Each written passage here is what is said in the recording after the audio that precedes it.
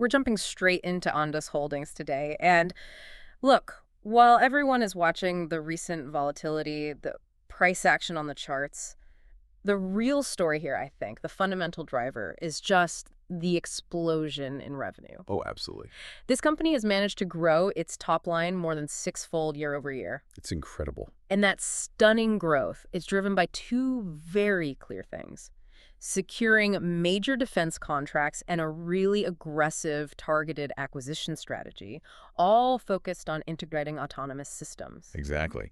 You're tuned into the Easy Money Show, where we make sense of the market's biggest moves. I'm glad you're with us.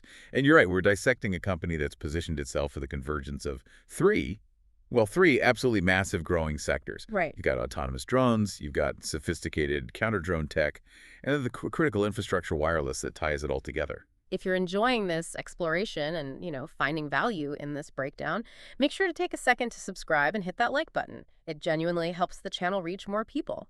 And definitely let us know in the comments which stock you want us to simplify and look at next. All right, let's unpack the core investment thesis for Ondas Holdings. We should start where the positive news is loudest. The bull case. I mean, the numbers coming out of the third quarter of 2025 were certainly eye-opening for anyone following this space. But eye-opening is an understatement. When we look strictly at the top line, the company posted revenue of $10.1 million in Q3. Yeah.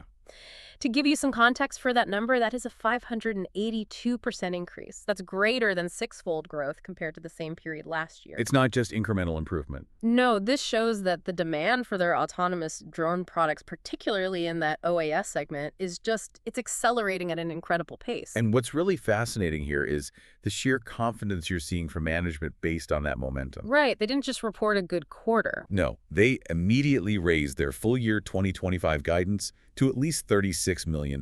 Which was a big jump from previous targets. A substantial jump, but it's the 2026 ambition that really grabs your attention. They're aiming to hit $110 million in revenue. Wow. So you see a company raising guidance and at the same time setting a target that triples that new higher number that just signals powerful multi-year conviction. That potential scale is impressive, but we have to ask the hard question. Growth for growth's sake isn't always valuable. Is the quality of this revenue improving? That's the right question to ask. Yeah. And the initial indicators suggest, even though the company is still, an early stage, unprofitable growth company, their gross profit is improving. Okay. It hit $2.6 million in Q3. This shows that as they increase their sales volume, they're starting to capture some operational efficiencies. The margins are trending in the right direction. Let's shift from the income statement to the balance sheet, because this is where the story gets really, I think, unique. They seem to have the financial firepower to absorb any short-term growing pains. The balance sheet, to me, is arguably the single biggest highlight right now. Following a big equity raise post-Q3, Ondas Holdings has a pro forma cash balance of approximately $840 million. Which is a huge number. It's a massive immediate safety net. Okay, let's just unpack pro forma for a minute because it's important. That means it's calculated as if all the announced deals, even those that closed just after the quarter ended, were already done. Exactly. It gives us the most current snapshot of their financial strength. Yeah. It's just huge liquidity. So how liquid are they really? Well, just look at the current ratio. Their current assets stand at $478.9 million versus current liabilities of just $31.3 million. Okay. That results in a headline current ratio of above 15x. And why should someone listening care about a ratio of 15-1? Because it is exceptionally high. The sector average for industrial tech companies is usually hovering below 2x. A ratio above 15x means they have 15 times more cash and assets available than short-term bills do. So that gives management a ton of flexibility. An unprecedented amount. They can invest aggressively in R&D, they can pursue acquisitions, ride out any headwinds, all without needing short-term financing. And critically, their total debt is minimal. It's sitting around $11 million. So that financial safety net is clearly enabling their whole strategy, which brings us to their competitive moat, or what they call their system of systems approach. Right, and this integration is the key to getting those large, high-value defense clients. So what do they mean, system of systems? It means they aren't just selling three separate products, a drone here, a counter-drone device there. They're selling a unified solution where all these parts talk to each other seamlessly. And that's better than just specializing in one thing. And for their customers, yes. Okay. It reduces friction, complexity, and latency, which is critical in a defense scenario. If your drone, your defense system, and your command center are all communicating on a unified network that Ondas controls, you eliminate compatibility issues. You get better data, better awareness. Superior real-time situational awareness. That kind of vertical integration creates immense client lock-in. It's why they're signing these massive contracts. And the most tangible evidence of this strategy is their M&A. Let's talk about the Sentry CS acquisition. That was the transformative move, the $225 million acquisition of Sentry CS, an Israel-based company. It was the largest deal Ondas Holdings has ever done. And it put them squarely in the counter-drone space. Immediately. Yeah. It cemented their position. Sentry CS brings that deep expertise in AI-driven tracking, sensor integration, and importantly, the tech needed to neutralize threats in congested areas. And that tech is translating directly into revenue, which validates that 6x growth we talked about. Precisely. We are already seeing concrete contract wins from the combined entity. For example, they secured an $8.2 million contract to deploy their Iron Drone radar systems at a major European airport. So this is real-world applications securing critical infrastructure. Exactly. Right. Plus, they are gaining significant traction with U.S. border protection agencies, and they've made other strategic investments like the $11 million drone fight group investment. Yeah. It just gives them more access to combat-proven systems. Okay, so that makes a compelling bull case. You have massive growth, strategic M&A, building a moat, and this almost $840 million cash safety net. But every massive war chest comes with a price tag. Let's immediately flip this and look at the bear case.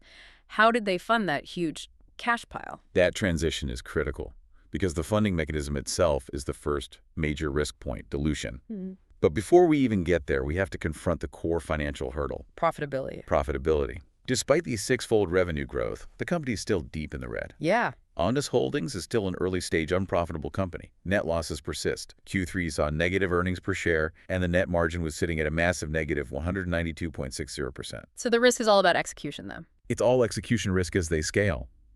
Can management successfully integrate a $225 million foreign acquisition and handle all these new contracts efficiently enough to finally reach profitability before that cash pile erodes? And you can see the cost of that growth in the operating expenses. They climbed sharply to $18.1 million in Q3. Right, that's necessary for the acquisitions and R&D, but that burn rate is exactly why the financial strategy comes into question. Which brings us back to dilution. The dilution. To get that liquidity, they had to raise a lot of capital. And that's the biggest pain point for existing shareholders right now. The share count increased by a dramatic 352% in 2025 because of these equity raises. It's a huge number. And while that funding provides the firepower we just highlighted, that amount of dilution inherently pressures near-term returns. It's a painful trade-off, isn't it? It is. You get a safer, stronger company for the long term, but your ownership stake has been significantly reduced in the short term. And that has been compounded by some insider activity. Yeah, that's what's fueling some of the volatility.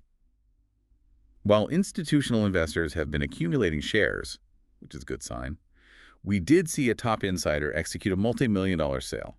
How much? About 850,000 shares for roughly $6.72 million.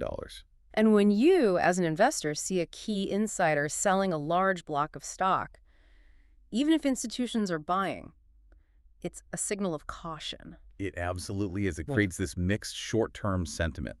Management is saying massive growth, but an insider is saying, I'm taking profits now. That tension is what's making the price so volatile. Okay, so we have this fundamental tension. Explosive growth, great strategy, massive cash reserves, but that's offset by major dilution, heavy spending, and net losses. For someone tracking this story, what are the immediate things we need to watch for? What's on the, say, 0 to 3 month catalyst watch list? If you're following this, there are 4 key events expected in early 2026 that will really determine the next leg of this story. Let's run through them. First, the Q4 2025 earnings report.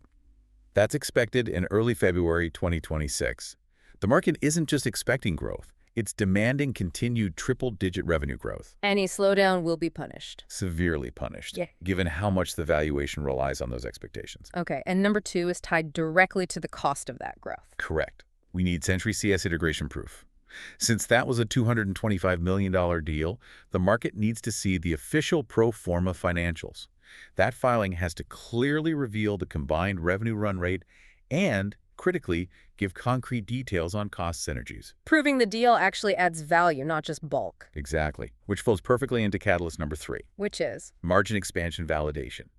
Analysts are projecting incredibly high gross margin targets for this new combined company. Some are up to 70%. Wow. The market will be scrutinizing management's comments on the earnings call for a credible path to achieving those high margins. If they can confirm that, it validates the whole premium valuation. And finally, the lifeblood of any defense tech firm. New orders. We are watching intensely for new contract wins and regulatory approvals. Management has signaled imminent announcements, maybe new U.S. defense contracts or approvals that open up global markets in Europe or Asia. That new order backlog is the justification for the investment they're making.